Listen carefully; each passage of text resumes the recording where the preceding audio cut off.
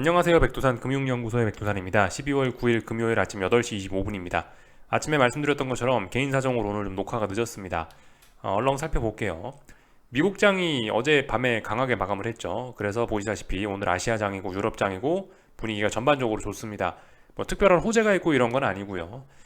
나올 만한 호재는 사실 뭐 지금 다 나와 있긴 합니다. 뭐 호재를 굳이 따져보자면 시장에 오를 수 있는 호재는 그거죠. 그 긴축 속도 조절론. 근데 이거 선반영된 이슈고 또 그리고 뭐 중국의 리오프닝, 그 봉쇄 완화 뭐 이런 건데 봉쇄 완화도 이미 어느 정도 반영된 감이 있습니다. 100% 반영됐다라고 이야기는 못 하겠는데 어느 정도 좀 많이 반영이 돼 있는 재료이긴 하죠. 지금 일단 호재라고 하면 이런 거고요. 악재라고 한다면 뭐 말씀드렸다시피 막연한 경기 침체 우려 이게 일단 유일한 악재라고 생각하시면 되겠습니다. 이 정도가 지금 악재입니다. 지금 현재 눈에 띄는 특별한 악재가 없어요. 이 악재라고 하긴 좀 뭐하지만은 이제 굳이 이제 따지자면은 최근에 지난 한 달 동안 증시가 좀 많이 오른 거, 세계 증시가 굉장히 강하게 많이 오른 거 자체가 이게 좀 악재이긴 한 거죠. 뭐든 그렇지 않습니까? 주식이 많이 올라 있으면 안 좋아요, 그죠? 주식이 뭐 싸고 이래야지 다음번에 올라갈 미래가 있는 거지. 주식이 먼저 다 올라와 있으면은 이 비싸면은 아무도 안 사준단 말이죠. 어쩌면 주식이 비싸다는 거, 최근 한 달간 너무 급하게 올라왔다라는 것 자체가 어쩌면 이게 악재일지도 모르겠습니다. 하여튼 뭐 요 정도를 보면 될 것 같고요. 전반적으로 아직 세계 증시 강합니다. 그죠? 이 S&P 뭐 이런 친구들 중요한 지지선 붕괴시킬랑 말랑 하고 있지만 뭐 다시 회복하기도 하고 이런 모습들 뭐 이런 모습들 보여주고 있습니다. 아직까지 뭐 아래쪽으로 완전히 꺾였다라고 이야기할 수 있는 거는 뭐 중국 저기 한국이나 뭐 일본 증시 정도밖에 없는 것 같아요. 하여튼 전반적으로 아직 세계 증시가 이 강합니다. 아직까진 강해요. 아직까진 강하고 뭐 강하긴 강한데 이제 좀 그 어쨌든 부담스러운 자리 말씀드렸다시피 지난 한 달간 좀 증시가 좀 많이 올라온 거 있기 때문에 좀 부담스러운 자리이긴 합니다. 그래서 뭐 계속 말씀드리지만 지금은 어떤 회색 구간, 어떤 그 색깔을 알 수가 없는 그런 회색 구간에 있는 거고 이제 조만간 이제 색깔이 밝혀지겠죠. 검은색으로 갈지 아니면 하얀색으로 갈지 조만간 이제 뭐가 이제 밝혀지긴 할 겁니다. 근데 아직까지는 아니다. 근데 이 지금까지 현재 분위기로 봐서는 이 검은색 쪽으로 좀 아래쪽으로 가는 게 살짝 더 유리하게 진행은 되고 있는 것 같긴 합니다. 뭐이 정도 상황 아직까지 결론을 낼 수는 없다. 이 정도 이야기를 드리면 될 것 같고요.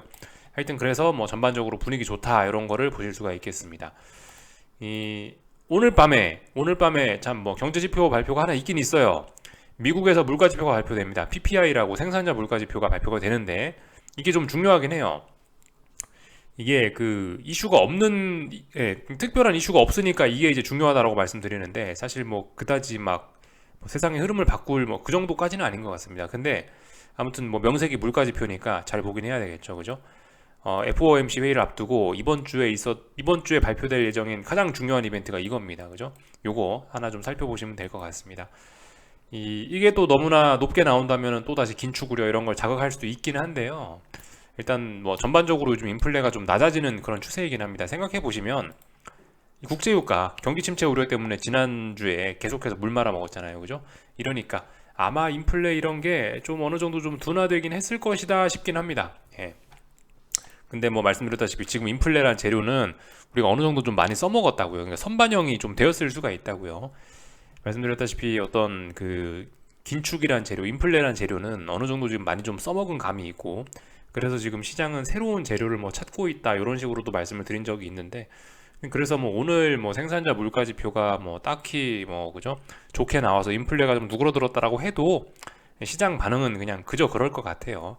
제 생각엔 그래서 전반적으로 저 PPI는 이 안 좋은 쪽으로 영향을 미칠 게 아니면은 그냥 뭐 전반적으로 영향을 미치진 않을 것 같다 이렇게 생각이 듭니다. 이미 다 반영돼 있지 않겠냐 이렇게 일단 보고 있습니다. 이 정도 말씀을 좀 드려봤고요. 이제 오늘도 뭐 하나씩 좀 이제 흐름을 살펴볼 건데요. 일단 뭐 독일 증시부터 좀 먼저 볼까? 네, 먼저 좀 보면요. 일단 그 중요한 지지선을 붕괴를 시키긴 했어요. 중요한 지지선 붕괴시켰는데 일단 반등이 올라오고 있습니다. 일단 뭐 반등시 매도 전략 할 수 있죠, 그죠? 이 라인 넘어서기 전까진 반등시 매도 전략 할 수 있어요. 아무튼 뭐 다 같이 뭐 특별한 이유 없이 반등하고 있긴 합니다. 그래서 반등시 매도 전략 뭐 할 수 있다. 요 선을 돌파한 차가기 전까지는 요런 이야기 드려봤고요.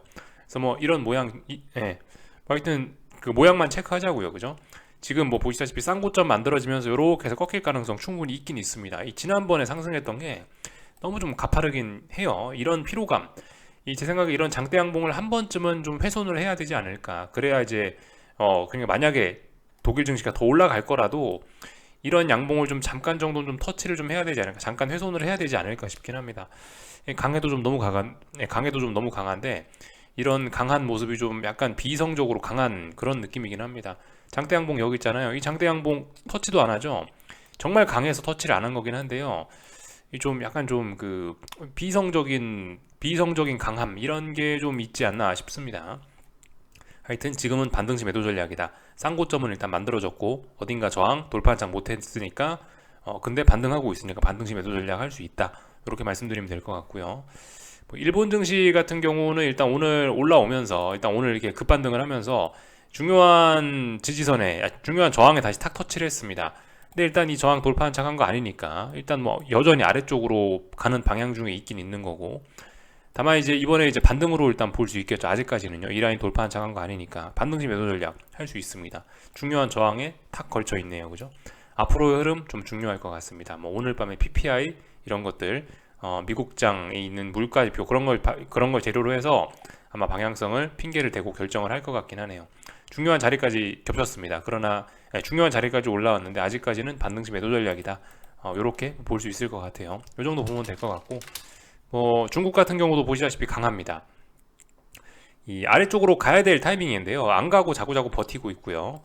물론 어딘가에 못 넘어가고 있어요. 어딘가를 오거래일 동안 못 넘어가고 있긴 한데 이거는 지금 이런 모습은 저항을 누적시킨다라고 할 수는 없는 거고 이거는 이 자리를 돌파 한착하려고 매물을 소화하고 있다. 여기 저항을 소화하고 있다라고 보는 게 더 합리적일 겁니다. 그죠? 그래서 아직까지 강하다. 중국 증시 지난번에 말씀드렸다시피 이 봉쇄 완화 기대감으로 올랐고 봉쇄 완화가 되고 나서 하루 정도 하락을 했는데 이제 하락해야 될 때 지금 하락을 안 하고 있어요. 그렇다면 이 봉쇄 완화를 재료로 해서 이제 실질적인 뭔가가 이제 뭐 실질적으로 뭐 실적도 좋아질 수 있다라든가 이런 걸 꿈을 꾸는 것 같아요, 시장이. 그래서 지금 보시면 이 자리를 돌파 한착하려고 하고 있습니다. 네. 뭐 그렇지만 말씀드렸다시피 일단 어딘가를 넘어간 건 아니에요. 이 정도 살펴보시면 되겠죠. 그래서 뭐 이런 것만 봐도 이게 세계 증시가 그렇잖아요. 지금 굉장히 아직까지는 좀 잘 버티고 있다고요. 아직까지는 좀 강하다고요. 물론 그 회색 구간이긴 합니다. 약한 친구들도 분명히 있어요. 근데 이 보통 하락이라는 게 그렇지 않습니까? 하락이라는 게 빠질 거면은 나 혼자 빠지지는 않는단 말이죠, 보통.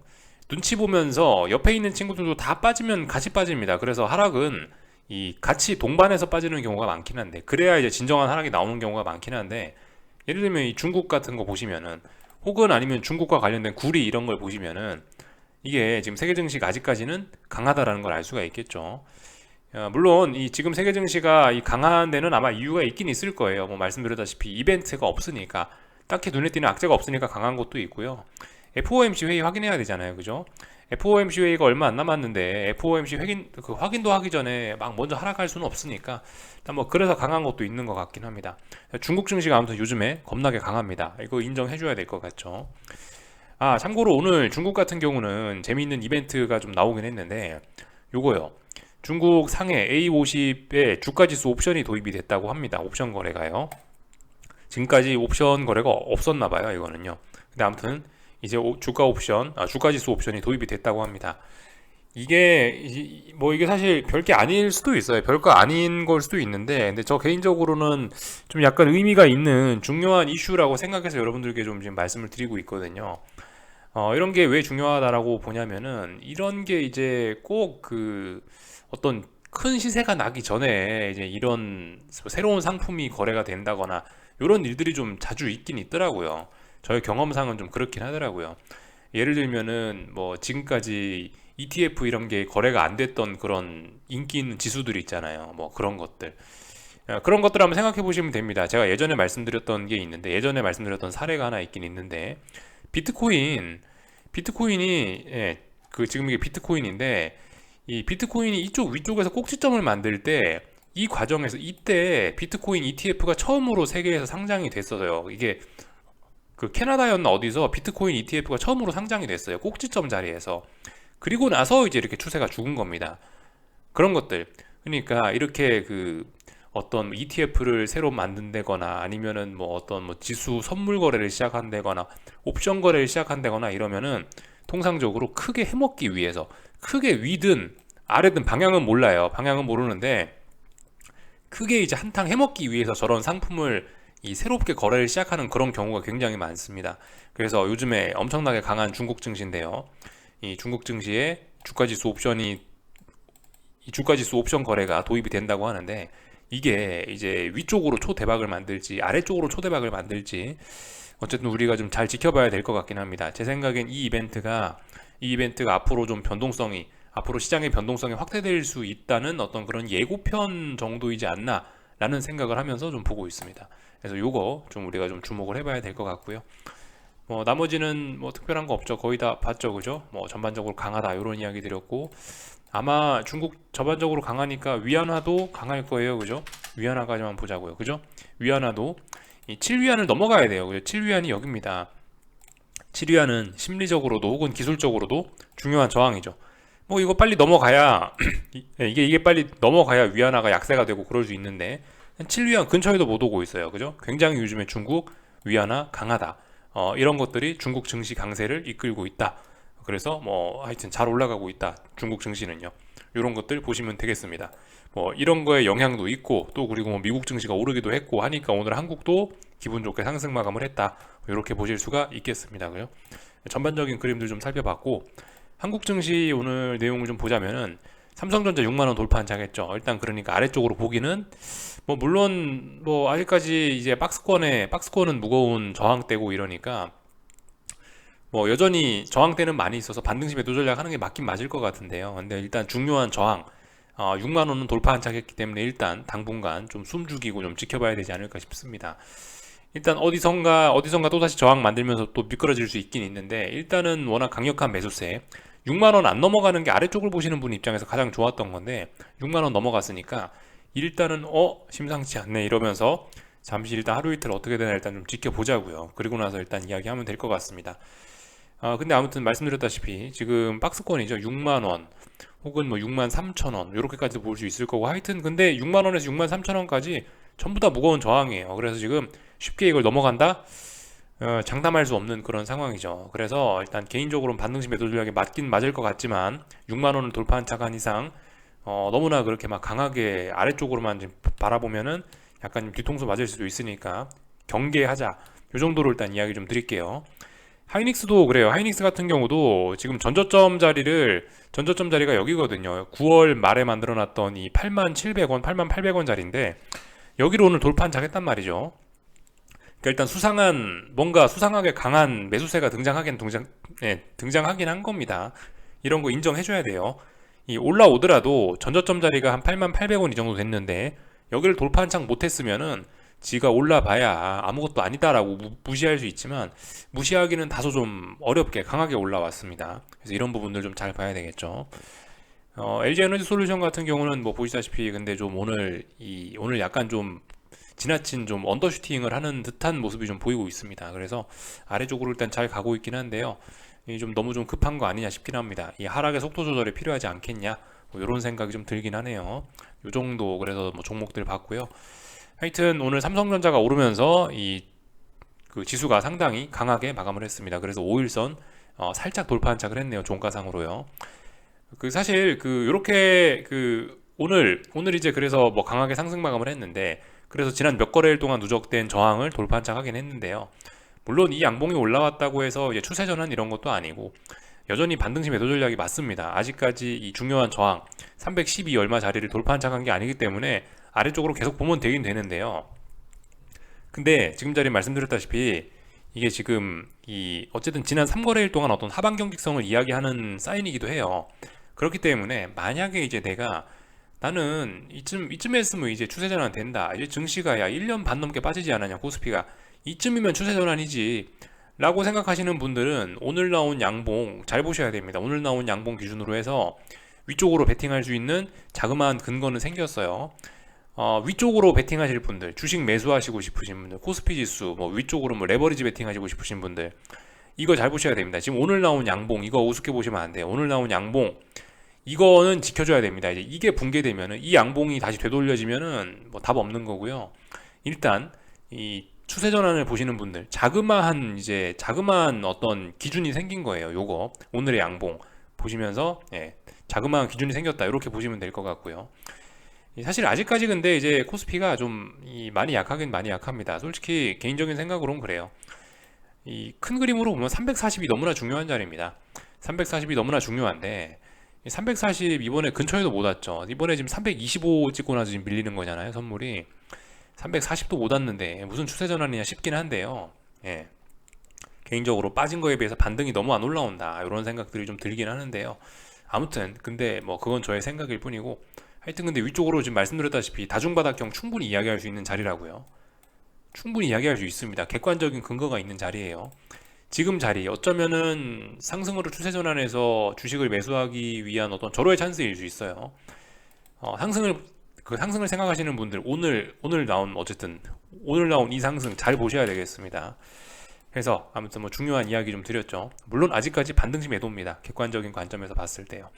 오늘 나온 양봉은 말씀드렸다시피 자그마한 주식 상승을 바라볼 수 있는 자그마한 단서가 등장한 겁니다. 말씀드렸다시피 자그마한 어떤 신뢰도가 있는 큰 단서가 아니고 작은 단서예요. 근데 이제 제가 아래쪽을 지금까지 끌고 왔듯이, 제가 하방을 오랫동안 끌고 왔듯이 하방을 오랫동안 끌고 올 수 있었던 이런 원동력은 이러한 자그마한 단서에서 시작하긴 했습니다. 그죠? 그 자그마한 단서가 계속해서 지켜질는지 어쩐지 이런 여부들 잘 살펴보시면 될 것 같습니다. 물론 저는 여전히 아래쪽이라고 생각해요. 그리고 말씀드렸다시피 지금 객관적으로도 312도 안 넘어간 상황이기 때문에 분위기는 안 좋게 보고 있다. 저의 관점은 변한 게 없으나 이제 어쨌든 근데 충분히 추세 전환 가능성을 염두를 해놔야 되는 자리이기 때문에 그런 말씀은 드린다. 이렇게 생각하시면 될 것 같아요. 저는 아무튼 계속 아무것도 안 하고 있습니다. 저는 계속해서 일단 지켜볼 생각이에요. 그래서 아무튼 오늘 상승하면서 어떤 코스피의 급락 위험 이런 건 다시 한번 좀 이제 많이 사그라졌습니다. 또 풋옵션들이 박스권 이렇게 자리를 지키고 있는데 박스권 아래 붕괴됐으니까, 그죠? 종가상으로 붕괴됐죠. 위에가 다 저항이 된 거잖아요. 풋옵션이 이렇게 저항 위에 많이 쌓이고 갑자기 급등할 수 있긴 있겠죠. 근데 이제 급등하기 어렵겠죠. 그러니까 이제 그 시장의 급락 가능성, 폭락 가능성 좀 낮아졌다. 이렇게 일단 말씀드리고 있고요. 하여튼 뭐 그런 상황이에요. 콜옵션들 같은 경우 어쨌든 지난번에 이 10월 말 11월 초까지 해가지고 굉장히 대폭등을 한번 보여줘가지고 이때 이 피곤함이 좀 많이 쌓였습니다. 이때 개인들의 추격이 많이 붙어서 아무튼 좀 콜옵션은 이 정도로 다시 회복하기는 어려울 거다라고 보고 있습니다. 콜은 결과적으로 언더슈팅을 볼 때까지 죽어야 된다라고 보고 있는데, 아무튼 콜이 아직 언더슈팅 나올 때만큼 아직 언더슈팅을 못 본 것 같고, 선물 같은 경우도 그래요. 아직 의미 있는 언더슈팅 본 적 없다라고 생각합니다. 그래서 계속해서 말씀드리지만 여기 10월 말 11월 초에 만들어놨던 이 급등에 대한 피로감 여전히 이 코스피는 소화하지 못하고 있다. 이렇게 일단 보고 있습니다. 언젠가 소화가 되긴 되겠죠. 하여튼 근데 반등시 매도 전략 이렇게 하시면 될 것 같습니다. 이야기 길었는데 이렇게 보시면 될 것 같고, 코스닥도 그렇습니다. 코스닥도 지금 보시면 1015 이 자리가 박스권 하단이잖아요. 지금 이 자리를 1015를 얼마나 오래 지킵니까? 여기 한 번, 두 번, 세 번, 네 번째 지키고 있는데요. 이번에도 지금 보시면 또 지키는 그림이에요. 또 지금 지키는 그림이라 갖고, 물론 이 반등시 매도 전략을 계속 하시면 되긴 되는데요. 다소 좀 부담스럽습니다. 지금 그래서 1015자리 빨리 붕괴가 되긴 돼야 돼요. 빨리 붕괴가 돼야 아래쪽으로 계속해서 볼 수 있다. 지금 어쨌든 4번이나 지지하긴 했습니다. 지금 그래서 다시 1030이나 다시 1050 이런 자리 올라오면은 코스닥 시장 아래쪽으로 베팅하시는 물량들은 위험 관리해야 될 수 있습니다. 네, 어쨌든 아직까지 이런 이야기는 할 필요 없을 것 같고, 전반적인 흐름 그렇다. 이 중요한 자리, 이 지지력 싸움 잘 보자. 이렇게 이야기해드리면 될 것 같아요.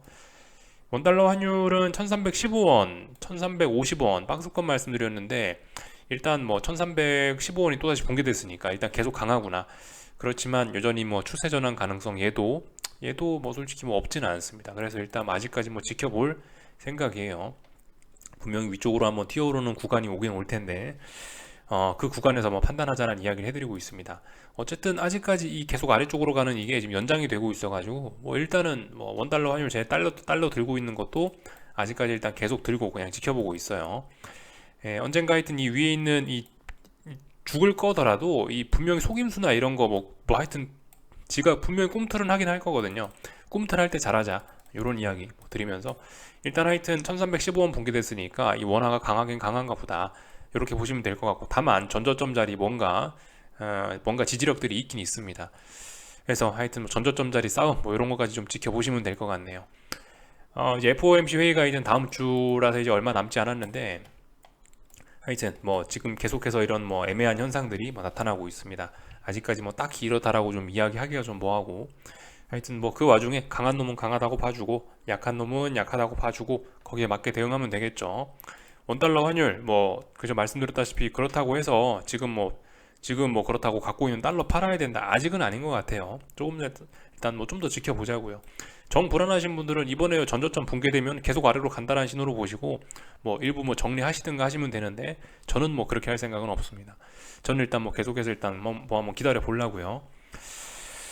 FOMC 회의 지나고 나서 어쨌든 뭔가 좀 진실된 움직임, 뭔가 방향성이 나오지 않을까 싶습니다. 그래서 일단 계속 기다려 보려고 그럽니다.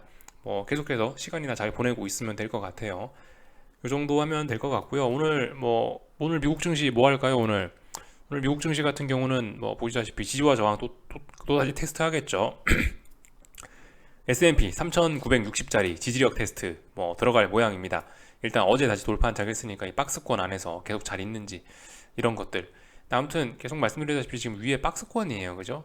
물론 3960을 다시 돌파 한착하면 뭐 반등시 매도 전략 뭐 못할 수도 있지만은, 근데 아무튼 계속 박스라서 어쨌든 하방 베팅을 굳이 뭐 철회할 뭐 그런 거까지는 없을 것 같아요. 어쨌든 이 위쪽에 지금 저항이 많습니다.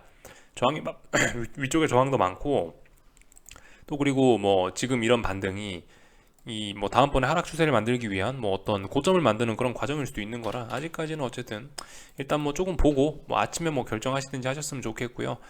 하여튼 뭐 딱히 뭐 지금 뭐 하긴 좀 그런 것 같아요. 어쨌든 뭐 예를 들어 오늘 뭐 3,960을 돌파한 척 한다, 이제 뭐 그렇다고 세상이 바뀌냐, 그런 거 아니거든요. 말씀드렸다시피 돌파한 척 하면 이제 위에 박스권이고, 붕괴되면은 이제 계속해서 분위기 안 좋아지는 거고 뭐 그런 상황이라서, 그죠? 또 그리고 FOMC 회의 그런 게 있기 때문에 막 경거망동하게 시장이 움직이지도 않을 것 같고, 어떻게 해야 되겠어요? 뭐 그냥 시간이나 죽이면서 있는 거죠, 뭐 그냥, 그죠? 이렇게 하시면 좋을 것 같습니다. 뭐 나스닥도 그래요. 나스닥도 하여튼 뭐 어딘가를 넘어가는 것도 아니고 계속해서 박스권이고 좀 그런 상황입니다. 그래서 하여튼 지지와 저항 뭐 살펴보시면서 그냥 뭐 시간이나 보내는 수밖에 없을 것 같아요. 네. 그죠? 하여튼 미국 증시 같은 경우 자꾸 중요한 자리를 또다시 회복을 하니까 반등시 매도 전략 하기도 좀 뭐하고, 그죠? 요런 상황이 좀 껄끄러운 그런 상황. 물론 아래쪽으로 볼 수 있는 근거는 계속 있긴 있습니다. 그죠? 위쪽에 어딘가를 못 넘어가고 있으니까 그런 걸 기준으로 아래쪽 볼 수 있는데, 분위기가 좀 하여튼 뭐 그죠? 애매합니다. 모르겠으면 빨리 주무시면 됩니다. 그죠? 시간이 지나면은 뭔가 보이는 때가 와요. 보이면 그때 움직이시면 되죠. 안 보이는데 움직이려 그러면 뒤통수만 맞습니다. 편안하게 생각들 하셨으면 좋겠고, 뭐 변동성 지수 뭐 이런 것도 잘 보시면 되겠죠, 그죠? 뭐 S&P고 뭐고 잘 모르겠다, 그럼 변동성 지수 보시면서 이 자리 돌파 한착 하는지, 22.5, 22.6 이 자리 돌파 한착 하는지 잘 보시면 될 거예요. 아예 이제 22.6, 뭐 22.5 이 자리 돌파 한착 하면은 이제 그래도 레벨업 추세 전환 이런 거 이야기할 수 있을 거고, 빅스가 추세 전환 되면은 증시는 줄줄줄 흘러내릴 수 있겠죠. 그죠? 지금 상황에서 한 달째 어딘가 저항을 만들어 놓고 못 넘어가고 있는데 미국 증시가, 근데 여기서 빅스가 올라오면 그게 그 증시가 급등하려고 빅스가 올라가는 거겠어요? 그건 아니겠죠.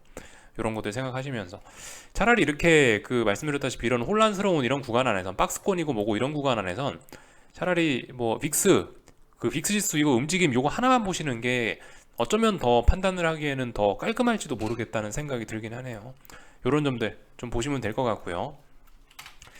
계속 말씀드리지만, 이번 주에 말씀드리지만 이것도 좀 잘 보셔야 될 것 같습니다. 금리와 증시의 상관관계가 바뀌는지 이런 것들 한번 잘 보자고요.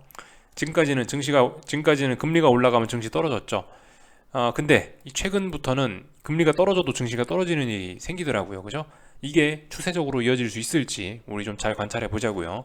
이런 점들 보시면 될 것 같고, 달러 인덱스 이런 것들, 전저점 테스트, 추세 전환 가능성 이런 것들 놓고 보시면 되겠죠. 아직 아래쪽으로 갈 것 같지만 아직 전저점 붕괴는 안 시켰다. 이런 점들 생각해 보시면 되겠고, 하여튼 오늘 밤에 이 미국 증시를 움직일 수 있는 재료들은 분명히 있습니다. PPI가 재료가 되긴 될 거예요. PPI가 뭐 좋게 나왔든 안 좋게 나왔든 하여튼 저 PPI를 핑계로 대서 어떻게든 뭐 증시를 설명을 하려고 그럴 겁니다. 그러니까 저 PPI 잘 보자고요. 여기까지 하겠습니다. 궁금한 거 리플 남겨주시고, 지난 한 주간 수고들 많으셨습니다. 즐거운 주말 보내시고, 그럼 다음 주에 뵙도록 하겠습니다. 여기서 마치겠습니다.